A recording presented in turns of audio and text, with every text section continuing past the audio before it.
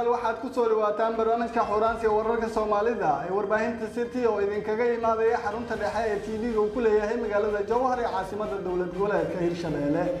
intuu socdo barnaamijka caaw waxaa idin la socodsiin doona anigoo ah Sahar Cabdi Xuseen Sahar Wadani waliba Raaga Xasan Cumar. qodobada aad ku maqli doontaana waxaa qayb ka noqonaya wasiirka arrimaha dibadda iyo difaaca dalka Ireland oo soo gaaray magaalada Muqdisho caasimadda dalka. ra'iisul wasaaraha xukuumadda federaalka Soomaaliya oo qaabilay wasiirka wasaaradda arrimaha dibadda ee dalka Ireland. madaxweyne Dani oo dib ugu soo laabtay gudaha dalka. iyo madaxweynayaashii hore ee dalka oo gaaray degmada Cadal ee gobolka Shabeellaha Dhexe. qodobadaas iyo qodobo kale ayaad ku daawan doontaan kuna dhageysan doontaan intuu socdo barnaamijka ee u diyaar garooba isaga oo faahfaahsan.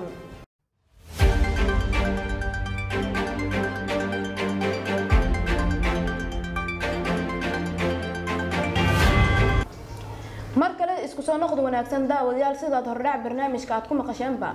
waxaa degmada Cadal ee gobolka Shabeellaha Dhexe gaaray madaxweynayaashii hore Shariif Sheekh Axmed iyo waliba Xashan Sheekh Maxamuud waxaana halkaasi si weyn ugu soo dhaweeyay madaxweynaha dawlad goboleedka Hirshabeelle Cali Guudlaabe Xuseen isagoo kaga warbixiyay xaaladaha ka jira deegaanka. inta degmada Cadal waa qadiimi laakiin baahiyo badan ka jiro una baahan in la iska kaashado haday bulshada qaybaheeda kala duwan tahay iyo cid kasta ida gacanteeda Ilaahay wax geliyay iskaashi badan ay u baahan tahay haday adeeg caafimaad tahay haday waxbarasho tahay haday wadooyinka tahay iyo haday airport tahay intaba way u baahan tahay laakiin waxay u baahan tahay tala intaan ka balaaran aan ka yeelan doona hadii la raalli ka noqdo degmadana waxa la rabaa in loo akaysiyo iyo guud ahaan kuwa dalka madaxweynayaasha dalka soo maray saddex madaxweyne degmay ka soo jeedaan muuqaalkeeda in loo yeelaa la rabaa iyo mid madaxweyne maamul goboleed iyo guud ahaan kuwa Hirshabeelle iyo kuwa Soomaaliyaba in kor loo qaadaa la rabaa cid lagu eedayo ma jirto laakiin waa iskaashanaynaa hadii la raalli ka noqdo waana rajaynaynaa booqashadeeda degmada degmada guud ahaan Hirshabeelle gaaraan degmadan Cadal maanta ku kulanay idoo muuqaalkeedu sidaan ka bedelan yahay ayraboray rabtaa waday rabtaa wadadeer indhiinaad ku soo aragteen culays kuma yaro laakiin cid gaar lagu eedi maaye gacmo wada jiray wax ku gooyaane waa iskaasho doonaa. kadib soo dhaweyntii loo sameeyay waxa ay ka mahad celiyeen madaxweynayaashii hore ee dalka sida wacan ee loogu soo dhaweeyay degmada Cadal ee gobolka Shabeellaha Dhexe waana kan iyaga iyo hadlaya. waxaan ka mahad celinaynaa soo dhaweynta diiran oo aan loo kala harin aad iyo aad ugu mahadsantihiin ila tahay xafladan waa soo dhaweyntii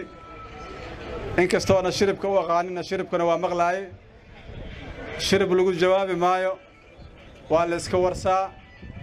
wixii maqanna waa laga wada hadlaa waana la helaa ilaahay idankiis sida hore madaxdu ugu sheegtay maanta waa annaguna farxad ay noo tahay inaan idin soo booqanno oo aan nimaado Cadal dadka ku nool iyo deegaanka noloshooda sida ay tahay si aan xogogaal ugu noqonno oo aan wax nalooga sheegay bas aan u noqonine aan aragno dadkeedana aan dhageysanno ayay ahayd sida madaxweyne Shariif sheegay fariimaha qaarkood shirwaaba la soo gudbiyay. wasiirka arrimaha dibadda iyo difaaca dalka Ireland ayaa soo gaaray magaalada Muqdisho caasimadda dalka waxaana si weyn u soo dhaweeyay wasiirka arrimaha dibadda iyo difaaca dalka Soomaaliya Cabdishakuur Shaasha ayaana ka waramaya. Muqdisho waxaa soo gaartay diyaarad siday wasiirka wasaaradda arrimaha dibadda iyo difaaca dalka Ireland mudane Simon Coveney. wasiirada gaashaandhigga iyo arrimaha dibadda xukuumadda federaalka Soomaaliya ayaa ku soo dhaweeyay garoonka Aadan Cadde ee Muqdisho.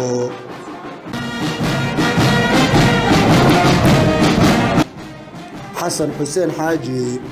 wasiirka wasaaradda gaashaandhigga xukuumadda federaalka Soomaaliya iyo wasiirka arrimaha dibadda iyo difaaca dalka Ireland ayaa salaan ka qaatay cutub ka tirsan ciidanka xoogga dalka Soomaaliya.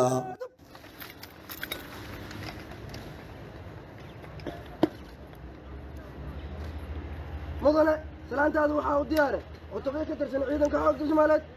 mudane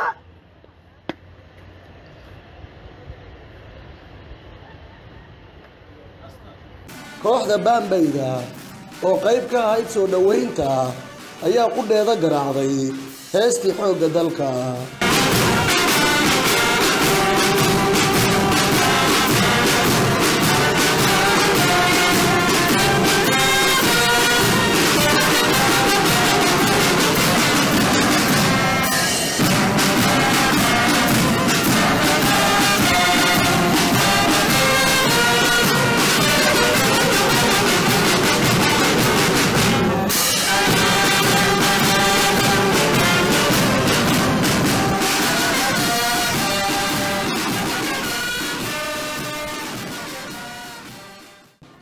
ka gadaal soo dhoweyn wasiirada arrimaha dibadda iyo gaashaandhigga xukuumadda Soomaaliya waxay kulamo gooni la kala qaateen wasiirka arrimaha dibadda iyo gaashaandhigga dalka Ireland waxaana kulankoodii markii uu soo gabagaboobay warbaahinta la hadlay wasiirka arrimaha dibadda xukuumadda federaalka Soomaaliya mudane Maxamed Cabdirasaaq kaas oo ka hadlay gundhiga kulankii ay wada yeesheen maanta waxaa booqasho noogu yimid oo aan soo dhaweynay wasiirka arrimaha dibadda ahna wasiirka gaashaandhigga ee dalka Ireland oo nogula joogi doona maanta booqasho shaqo arki doonana madax kala duwan maadaama uu yahay wasiirka arrimaha dibadda isla markaasna yahay wasiirka gaashaandhigga waxaa soo dhaweynay aniga oo ah wasiirka arrimaha dibadda iyo wasiirkeena gaashaandhigga oo si wada jira u soo dhaweynay waxaan la yeelanay wada hadal gooni ah oo aan kala hadlayno arrimaha iyo xiriirka iyo iskaashiga ka dhaxeeya labada wasaaradood marka intaas kadib waxaan u gudbi doonaa oo uu wasiirku la kulmi doonaa ra'iisul wasaaraha iyo bulshada rayidka ah oo uu la arki doono kadibna uu dib ayuu u noqon doonaa Ireland waxay ka mid tahay dalalka saaxiibada dhow ay la tahay Soomaaliya waxaana imaanshiyaha wasiirka difaaca ahna wasiirka gaashaandhigga dalka Ireland ee Soomaaliya ay qayb ka tahay wanaajinta xiriirka labada dal Cabdishakuur Shashaa warbaahinta City Muqdisho dhinaca kale waxaa magaalada Muqdisho ee caasimadda dalka Soomaaliya kulan ku yeeshay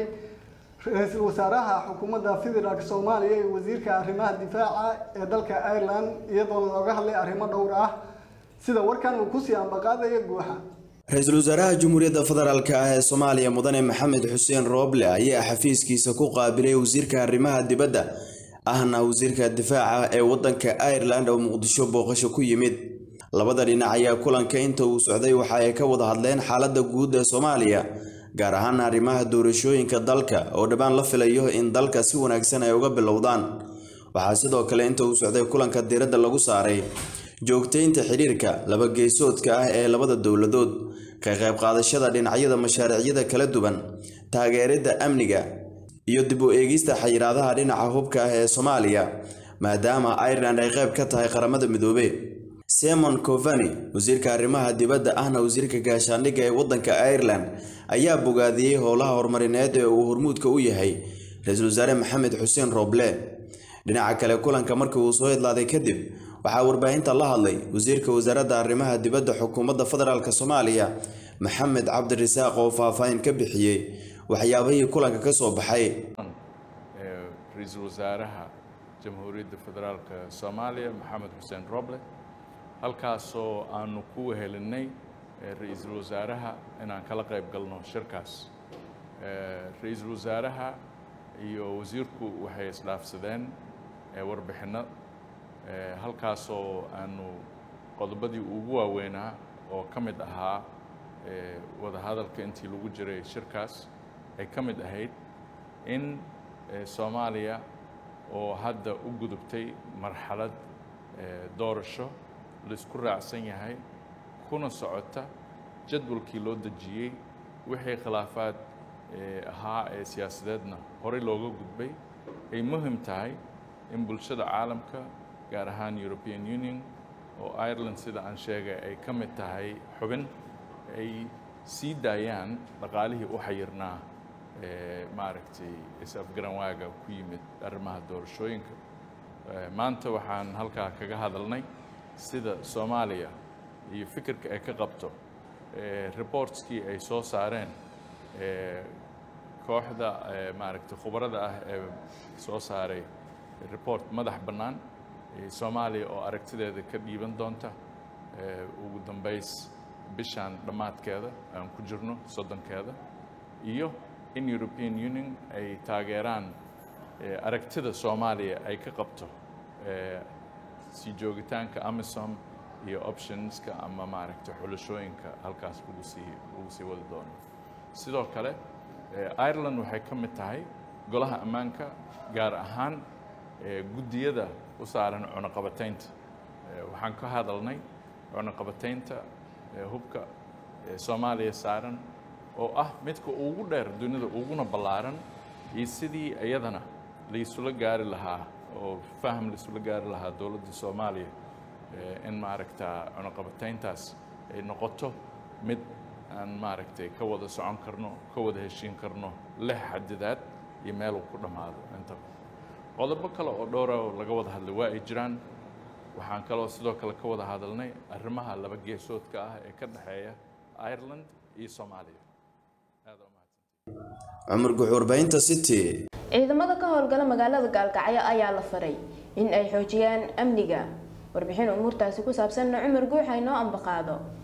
saraakiil ka tirsan ciidanka xoogga dalka Soomaaliyeed ayaa kormeer ku sameeyay saldhigga ciidamada booliiska degmada Gaalkacyo ee xarunta gobolka Mudug.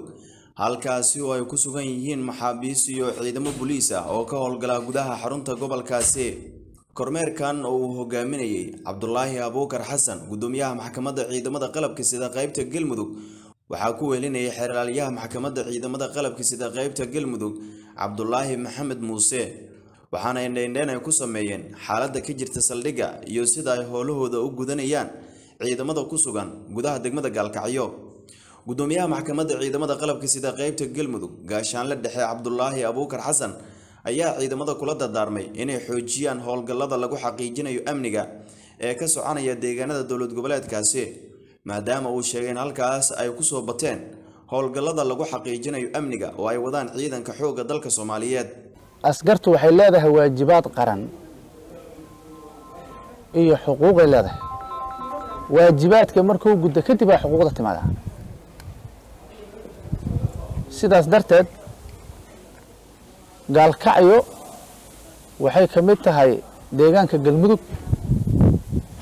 waana meelaha dhibka ugu badan ee shabaabku ay ka jiraan hadda, oo aad arkayseen kuwii la qabqabtay dhankan gediga kale loo waxeeyay aad arkayseen. waajibka idin saaran waa inaad la dagaalantaan argagixisada ku dhex nool guud ahaan geyiga Galmudug, gaar ahaan saldhiggan aad ka tirsan tihiin ee ku yaala Gaalkacyo. dadkay leynayaan waa in aad baratiin ood ogaatiin meelaha ay galaan oo ay ku dhuntaan, oo ay ka mid tahay goobaha harqaanlayaasha iyo hilbaha iyo meelaha lagu gado hilbaha lagu gado iyo muxuu ahaa dukaamanka iyo shaqooyinka ugu gaari gacanada iyo meelaha ay u badan yihiin, oo inta ayagu lacag shabaab soo siiyo yaa lagu muxuu ahaa ninka la yiraahdo amiis loo saaraa. markaas la yiraahdo meelaha wareeji beec ahaan u wareeji maayo xog uu raadinaya. waxaa la rabaa booliisku inuu ogaado xogta dadweynaha, waa shayga ugu muhiimsan. booliisku maadaama uu ku dhex nool yahay shacabka, waa inuu ogaadaa xogta dhabta ah ee dadweynaha uu asagu ilaalinayo dhex joogo. dadweynihii uu ilaalinayay uu dhex joogo waxaa ka mid ah shabaabkii kuwan hadda sheegayna waa. booliisku waxaa waajib ka saaran yahay inuu ogaado dembiga intuusan dhicin iyo markuu dhacana uu ka daba tago. Cumar Guxurbaynta City. taliyaha ciidanka xoogga dalka Jenaraal Odawa Yuusuf Raage ayaa kulan dhiirigelin ah la yeeshay kooxda horseed ee ku ciyaarta magaca ciidanka qaranka, sida warkan uu ku sii ambaqaday Maxamuud Cali Cumar Daacad. taliyaha ciidanka xoogga dalka Soomaaliyeed Jenaraal Odawa Yuusuf Raage ayaa kulan dhiirigelin ah la qaatay kooxda horseed ee ciidanka xoogga dalka Soomaaliyeed oo dhawaan ciyaari doona kulan ka tirsan horyaalka Soomaaliya ee loo yaqaan Somali Premier League ee laga ciyaaro gudaha dalkeena Soomaaliya.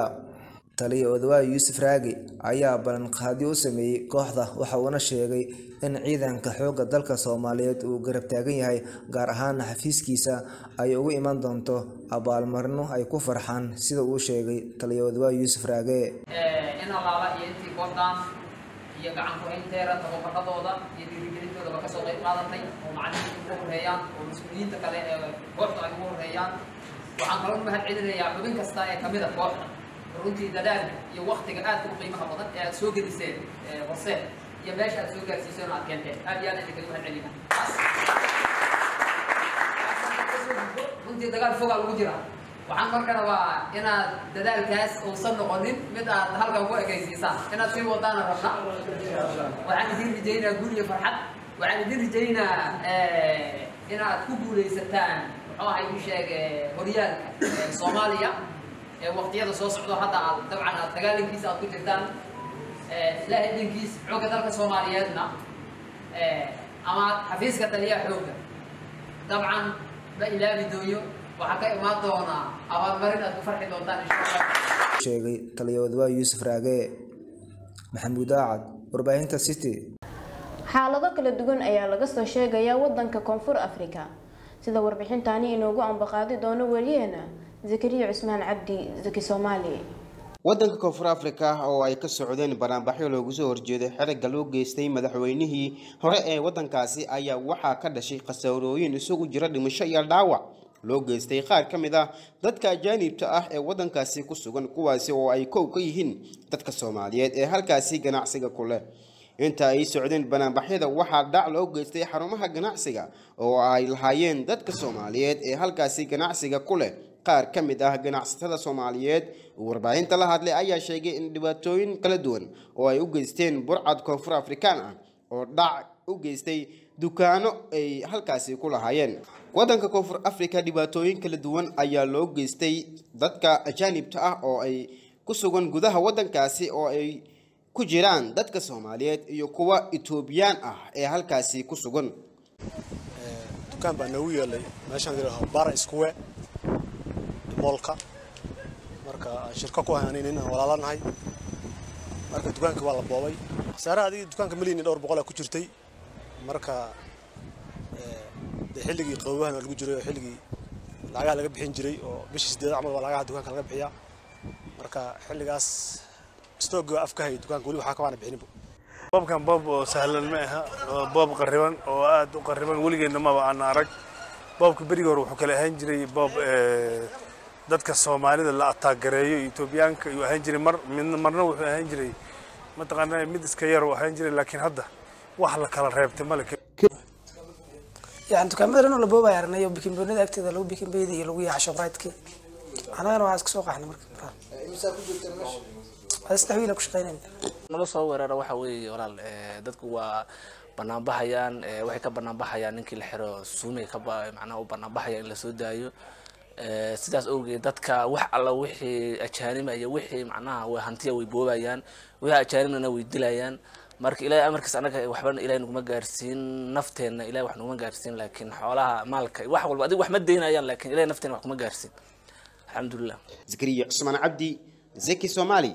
warbaahinta City Ifiri Maxamed Dooyo ayaa muddo kooban waxa ay caan kaga noqdeen barta TikTok-ga Cabdishakuur Cabdullaahi Axmed ayaa la kulmay warbixintan ayuu ka soo diyaariyay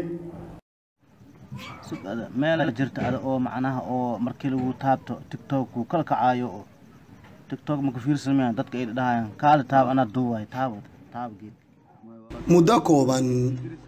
ayay ku kasbadeen maskaxda kumanaan Soomaaliya waxaana ay heleen saaxiibo badan oo ku xiran bartooda TikTok-ga waa ku fiican yahay meeshaas oo saddexda Idriska ha ماشي أو إدريس كنا صوت تابتا محل لا يوسف ماشي إدريس كأو مركي أتابت مال أو حوك جياد أو وحبدان إيه والله بنين أو تيك توك أو استعماله سكت دوان سدي أي صومالي ده أو استعمالي جرين وحي سوق ليان مقالة يجي ليان إن ين وحبك أوجين تسالم مقال كان لاف ما بقارن لاف معهن هذا لاف معهن يا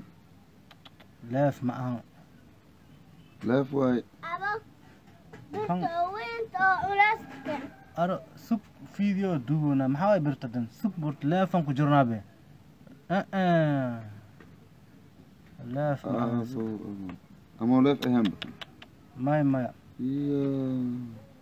لاف كأذا وحاوي نبركي أكون قارتت فلو صدها dabcan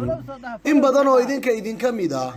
waxay rumaysan karaan marka ay muuqaalkaasi arkaan inayan waxba ka ogeyn raggan sida ay wax u dhacayaan balse taasi sax ma ahan oo iyaga ayaa jilliin samaynaya kamana muuqato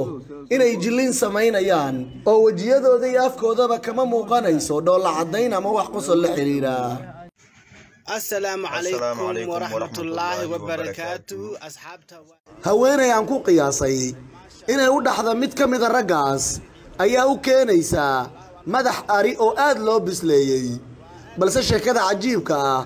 ayaa ah in hal dhegay ka maqan tahay أهو ما أري مرقني كانية فيديو تو شوف أنا ما لا أسعد هو فيديو دونا محل لاي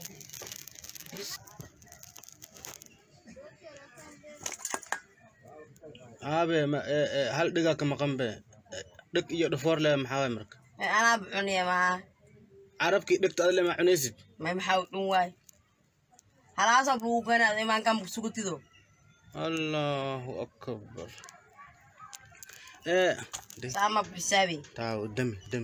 جيت كم يا دمي جوج ماشي لك جوج تاو انت مالك جوج nolol maalmeedkooda caadiga ayay ku dabaqaan tiktoka waxaadna moodaa in mararka qaarkood iyagoo iska ciyaaraya ay soo duubaan muuqaal aad iyo aad u mahadsantihiin walaalahayga saa noo taageersantihiin maasha allah anakan waa idin taageersannahay wallaahi dhammaan taageerihiinaan ka mid nahay marka adiga waa na soo dhaweeya maasha allah dad oo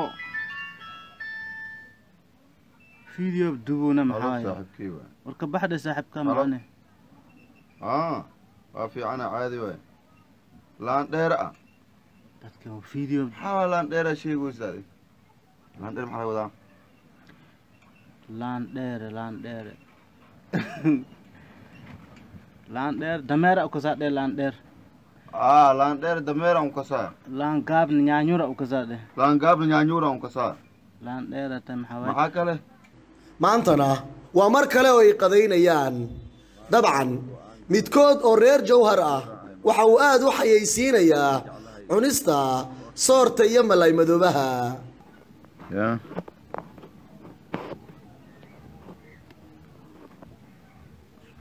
soorta iyo malayga oo aad ku macaanta badan leh yaaba waa kusoo koray moogtahay tan haddii maxamed ooji ay si uu cunay waa ujeediin ilaaha u daaweeya le dhaho loofkii falowna le wacaawiyo wixii herjoor ay wixii her xamar ebo inta tiitobka igula jirtay walaalahayga qaaliga ah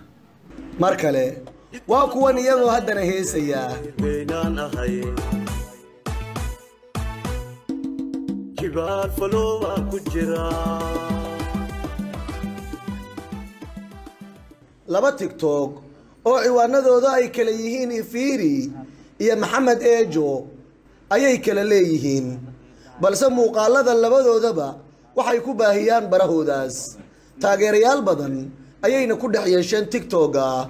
iyo guud ahaan qaybaha kala duwan ee baraha bulshada waxaana muuqaalada iyaga lagala soo dego lagu baahiyaa baraha youtube-ka iyo facebooka iyaga oo dadka ka raadinaya qosol ama qaraaxo kaal taaw ya taaw na duubay waa socday waa ku socday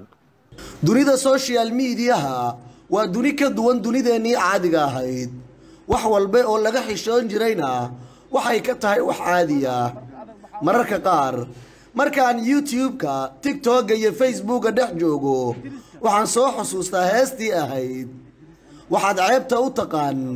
nin bay camalkiisu tahay inkastoo ay dadku ka qosliyaan haddana saaxiibadan mararka qaar waxa ay soo geliyaan muuqaallo anshax xumo ah asxaabta soo dhawaada waa salaamantihiin isa awoodantihiin meel kastoo joogtiin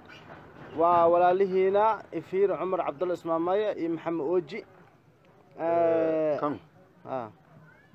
baashi inta laga galaa baashi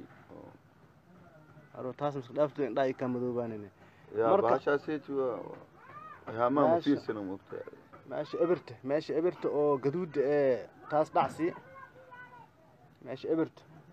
ebertan miya eberta wala ka siinay oo beeral dhaa meesha gal ku dhufo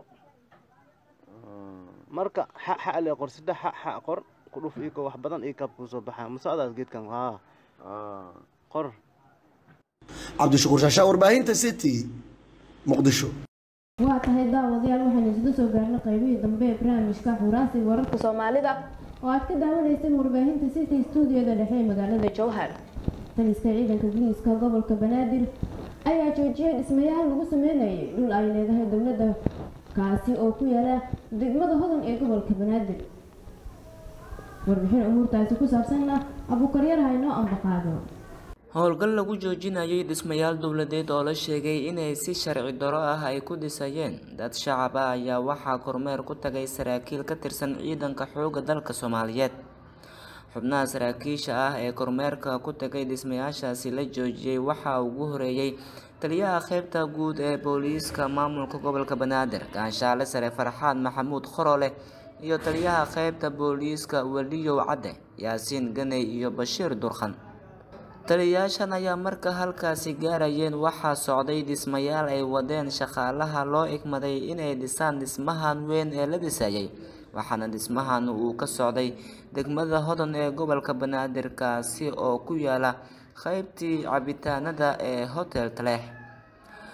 hore ayay dowladda Soomaaliya iyo maamulka gobolka Banaadir warar kala duwan ay ka soo saareen kaasi oo ku aadanaa inaanan la dhisin karin dhulalka danta guud ee markaasi loogu adeegayo shacabka Soomaaliyeed. Abuukar Cali Cadaabe Abuukaryare warbaahinta City. guud ahaan daawadayaal waxaan intaasi ku soo gabagabeynaynaa barnaamijkii xuraansiga wararka Soomaalida ee warbaahinta City oo idinkaga imaaday xarunta dhexe ee TV-ga uu ku leeyahay magaalada Jowhar ee caasimadda dowlad goboleedka Hirshabeelle.